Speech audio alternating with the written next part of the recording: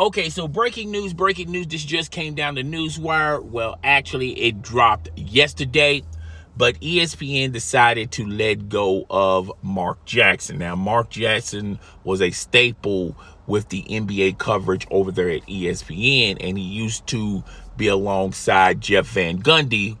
Jeff Van Gundy was let go by ESPN a few weeks ago when ESPN let go like over 20 personalities such as Keyshawn Johnson, Max Kellerman, Jalen Rose. All of them were let go of by ESPN. But before ESPN let go of those individuals, there have been rumors that not only those individuals are going to be let go of, but Mark Jackson was going to be let go of. Now, somehow, some way, Mark Jackson escaped those 20 personalities no longer working for ESPN.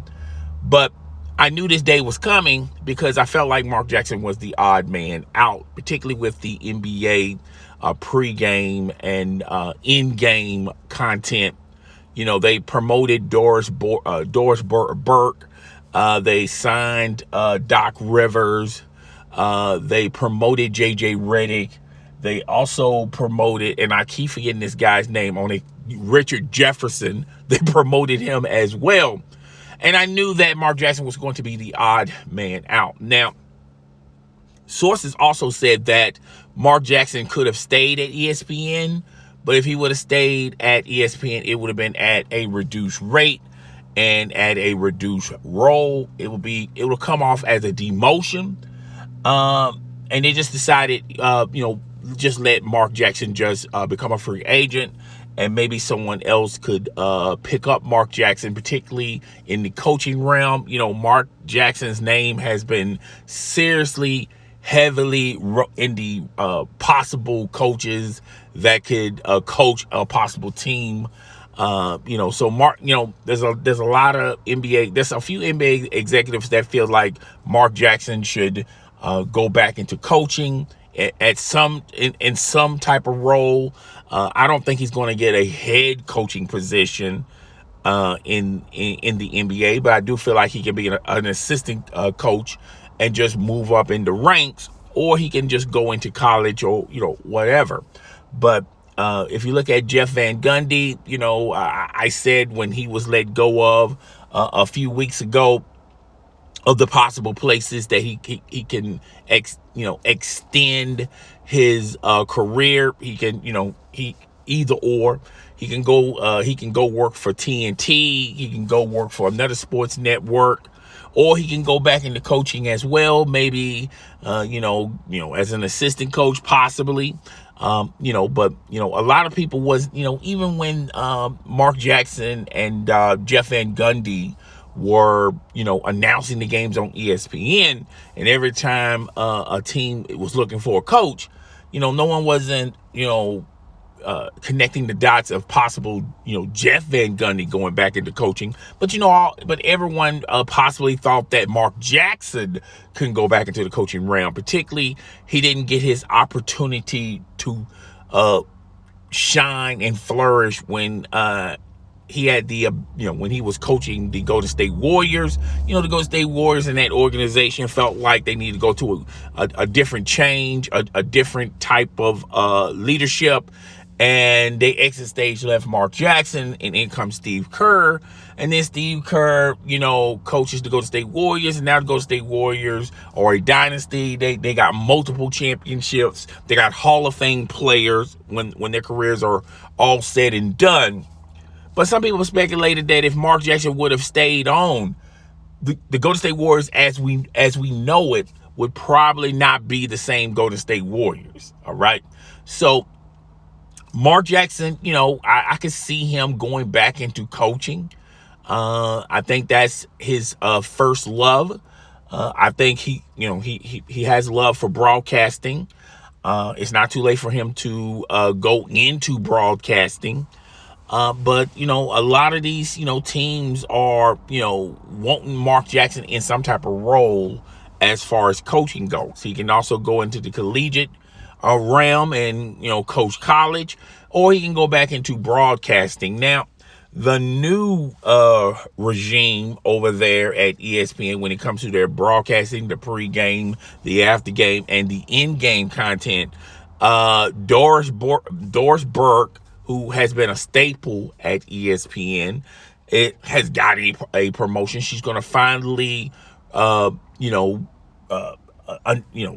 broadcast more games. All right. She was doing a handful when Jeff Van Gundy and Mark Jackson was there. Now she's part of the broadcasting crew, as well as Doc Rivers. I think Doc Rivers is going to do a phenomenal job over at the Worldwide Leader of Sports. I think that's a good move. Promoting Doris Burke, I think that's also a good move. As well as promoting, moving JJ Redick. JJ Redick is still going to do First Take and all the other car wash shows over there at the Worldwide Leader of Sports. He's also going to still do his own podcast, but to have him in a dimension as far as pregame or after the game, I think he's going to be stellar in doing that. And Richard Jefferson. And the reason why I keep forgetting Richard Jefferson's name, because I don't think Richard Jefferson is that impactful over there at ESPN. Okay, first and foremost, I think Richard Jefferson needs his own identity. Richard Jefferson comes off as an apologist. He also comes off as a full-blown LeBron James supporter. And LeBron James, if you look at his accolades, I think they speak for themselves. I don't think LeBron James needs someone to constantly tell us how great he is. And it just seems like that's the only good thing that Richard Jefferson brings to the table. I really think Richard Jefferson, as far as this new role and this new promotion, he needs to spread his wings and fly, or they're going to get clipped off and he's going to be let go of when ESPN make their next round of layoffs. And, ESPN is streamlining a bit. Gone are the days of we're going to pay you year round to only talk about one subject, like the Steve Youngs and the Jalen Rhodes, the Max Kellermans, even though they use Max Kellerman on the morning show, he had his afternoon show, but his specialty was boxing. Okay. So, I feel like those days are long gone, because people are cutting the cord, particularly with satellite and cable. And ESPN is losing subscribers. Now, there have been a report out there that suggests that, Fox Sports 1 has finally taken position as far as more households are watching Fox Sports 1 than ESPN. I don't know how true is that, but, I just got to throw that out there. But nevertheless, Richard Jefferson is going to have to show us why they should invest in Richard Jefferson. JJ Redick has done a phenomenal job. I think they're getting a lot of value in Richard Jefferson. Doris Burke, I think she has grown over the years and evolved over the years. Okay, you got, you got, oh my God. I just said his name, the coach for the Philadelphia 7, Doc Rivers. They just hired him. He's going to give you a new dimension from a coach's perspective. Also coaching superstar teams and things of that nature. So that perspective is there. I think the NBA broadcasting team, I think it's more additions than subtractions. Yes, Jeff Van Gundy is gone. Your favorites are gone. Jeff Van Gundy, Mark Jackson, they're gone. That, Jalen Rose, he's gone.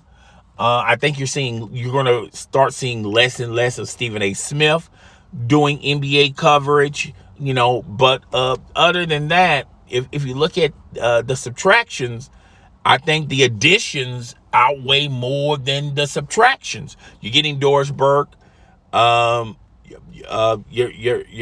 getting JJ Redick, you're getting Richard Jefferson, you're getting coach. So you know, I feel like this is a great value if you still, you know, watch the NBA on ESPN. But Mark Jackson, I wish him the best. I mean, you know, this man's gonna bounce back real fast, and he's going at either coaching or broadcasting. You know, there's opportunities beyond opportunities for Mark Jackson. But guys, tell me what you think. Rate, comment, subscribe. I will see you guys in the next video. Deuces.